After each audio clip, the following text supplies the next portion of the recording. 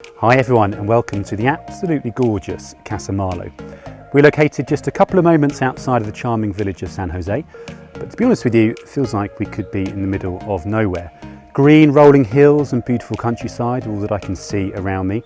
Not a sound in the sky and not a neighbour in sight. This really is an oasis of tranquility and calm. For the house itself, well, I don't think fincas come much prettier than this one if you ask me.